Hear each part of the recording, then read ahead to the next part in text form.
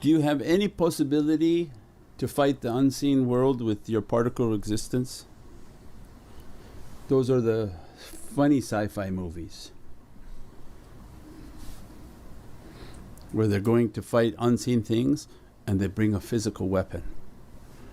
What you're going to swing your weapon where? Onto what? Something that you don't see and that not in your dimension, and the only weapon that you can swing is iron.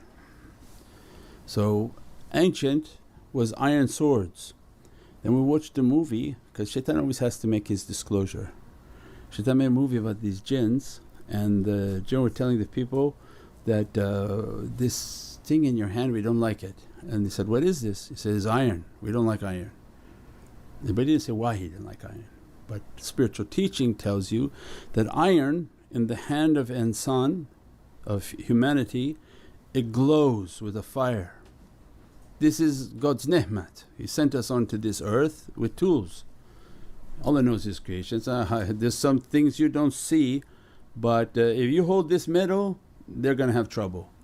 So they used to make their swords of iron, and when they wield it or yield it, I don't know the English of it, wield it, they swing it, that's a light that burns them. So, but back to the reality is that if the danger are in these wave creations, energy creations, they enter into you. Someone says you've got cancer because now your cells are dying. What does that mean? Your cells are dying. Something has attached itself and depleting you, and you feel like your battery is going, the life of your system is going. Well, you don't need to think so much. Look at what happens with a piece of bread if you leave it out.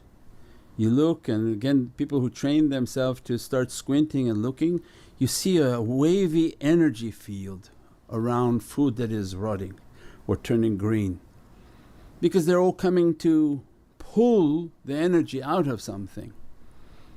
And if those energy fields that are waves enter into your body, stay within the body, you call them microbes, micro-orbs. They're micro, smaller organizations or organ, I don't know what's the word for it, smaller things that you don't see.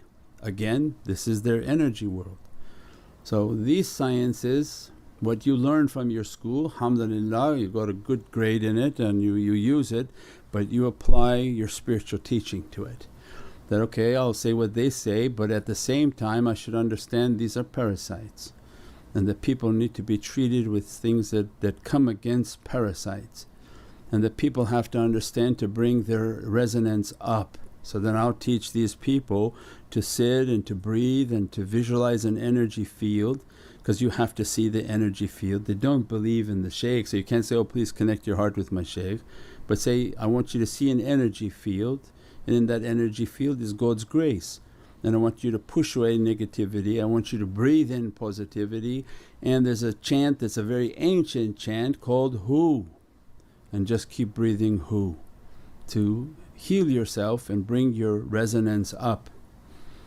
And then the student is the mirror of the shaykh, that every time they come into the presence of that individual is the replica of the shaykh.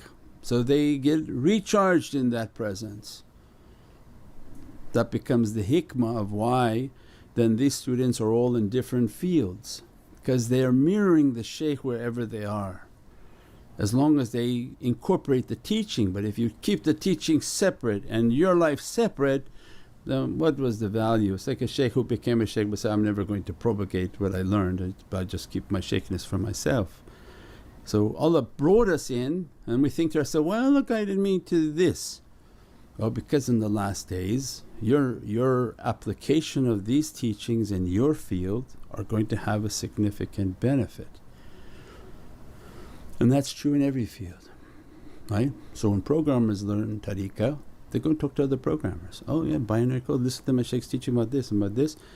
And most of the hardcore programmers say, I experience everything you've talked about. I experience the demonic presence in their systems, in their computer systems, in their AI systems, and the danger of the release of their quantum computers. and the whole binary system, they understood it. So it's something that is very much a fact for people whom are in that world and in that understanding.